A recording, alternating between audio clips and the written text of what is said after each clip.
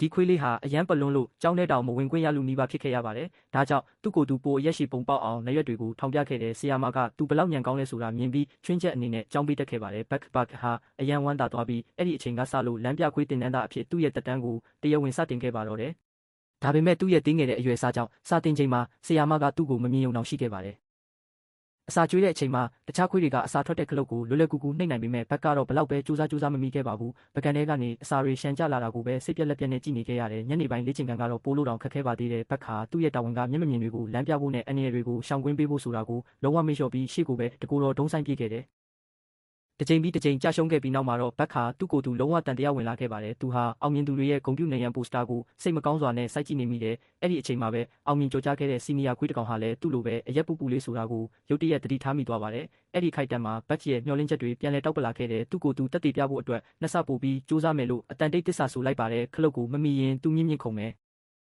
စာတင်ချိန်မှာစာပွဲခုံကိုမမိရင်အောက်ကနေစာအုပ်တွေထပ်ပြီးခုခံမဲ့ဒီလိုမလျော့သောဆွဲနဲ့စူးစမ်းမှုကြောင့်နောက်ဆုံးမှာတော့ပထမဆုံးအကြိမ်အဖြစ်စာတင်ခန်းတွင်စစ်ဆေးမှုမှာဆီယာမကိုလမ်းပြပေးဖို့အောင်မြင်သွားခဲ့ပါတယ်။လအနှဲငယ်ကြာတော့ပွဲနှင်းတပင်စာမွေးဝဲဟာတတ်မှတ်ထားတဲ့အတိုင်းရောက်ရှိလာခဲ့ပါတယ်။ဘတ်ဟာပထမဆုံးဖြေဆိုရမယ့်သူဖြစ်ခဲ့တယ်။သူဟာတင်တန်းဆရာကိုတီတီငိမ့်ငိမ့်နဲ့မှန်မှန်လေးလမ်းပြခေါ်ဆောင်သွားခဲ့ပါတယ်။ဒါပေမဲ့ဘန်းနိုင်နာရောက်ခါနီးမှာပဲအတားအဆီးတစ်ခုကိုမတော်တဆခလုတ်တိုက်မိသွားပါတယ်။စာမွေးဝဲစစ်ဆေးသူကဘတ်ကိုစာမွေးဝဲခန်းထဲကနေချက်ချင်းမောင်းထုတ်လိုက်ပါတယ်။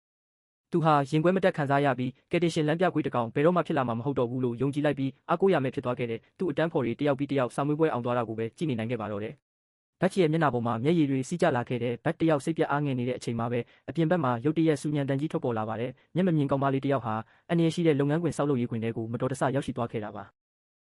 ဒီလိုအရေးကြုံတဲ့အချိန်မှာဘတ်ဟာဘာမှမဆိုင်မတွပဲရှေ့ကိုတိုးထွက်သွားခဲ့ပြီးသူ့ရဲ့ဖြက်လက်တဲ့ခန္ဓာကိုယ်နဲ့တန်စကာကွက်တွေကြားထဲကနေတိုးဝင်သွားခဲ့ပါတယ်။ဘတ်ဟာကောင်မလေးရဲ့နံဘေးကိုရောက်သွားပြီးသူ့ရဲ့ကြောပိုးအိတ်ကိုသွားနဲ့ကိုက်ဆွဲကအတားစီအားလုံးကိုတဆင့်ပြီးတဆင့်လမ်းပြရှောင်ကွင်းပြီးအဲ့ဒီအန္တရာယ်ရှိတဲ့နေရာကနေအောင်မြင်စွာခေါ်ထုတ်ပေးခဲ့ပါတယ်။မျက်မမြင်ကောင်မလေးကဘတ်ကိုထပ်ခါတလဲလဲကျေးဇူးတင်ခဲ့ပြီးသူ့ရဲ့ထူးချွန်တဲ့စွမ်းဆောင်ရည်ကိုဆီယာမနဲ့အတန်းဖော်တွေအားလုံးမြင်တွေ့သွားခဲ့ပါတယ်။